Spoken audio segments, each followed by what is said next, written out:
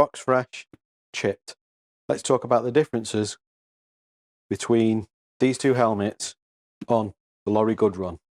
So the box fresh one, as it's described, I'm not going to use the old cliche about tins and what they say on them, but it's just a clean version of the polypropylene, which you may know as HDPE, Stormtrooper stunt helmet.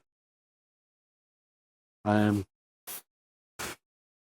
much more to say about it, really. That's what it looks like. Obviously, it's all hand painted.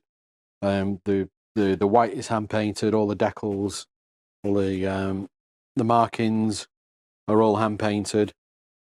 It's authentic to the original prop from A&H all them years ago. I think that's kind of how they wanted them, like this. But because the polypropylene doesn't like to hold paint that well, what started happening when they were getting used on set is the paint was flaking off. So what happens with this, just so you understand it, as you pick the helmet up and you might deform it with your finger, the plastic underneath kind of bends away from the paint, just leaves the paint, and then the paint is not attached to the helmet. It's just like a shell over the top of it, and eventually bits of it start breaking away. Yeah, that's it. That's what happened. Some of them you'll see a big, where they put it down like that, and then a big chunk of it's flaked off the top.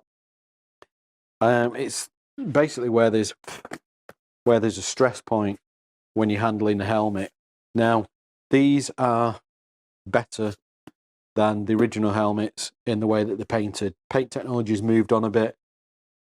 It's still not the right plastic to be painting, but we can get a better finish on there. So what we do is we will mask, just like we do in a laid helmet, some of the damage, just to allow that green khaki base that's underneath to shine through in a couple of little spots. Okay, nothing too excessive, but you've got the green, you probably want to show it off. And that's it. That's the idea behind the chipped one. You could go to town on it, you could put more chips on there. You could put chips on this one. Naturally, it may chip the more you handle it. This helmet is not really recommended for costuming and trooping in, because it is going to chip, and it may do so in a way that you don't like.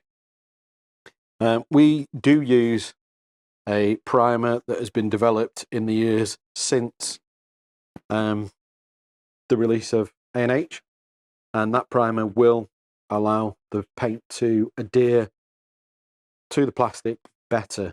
It's still not ideal, but that is the advances in technology that we've come to today. And the chips are all in the standard places that we see across various helmets that survive till today. So yeah, basically that is the difference between the box fresh version and the chipped version of the Laurie Goode Signature Edition polypropylene A&H stunt helmet.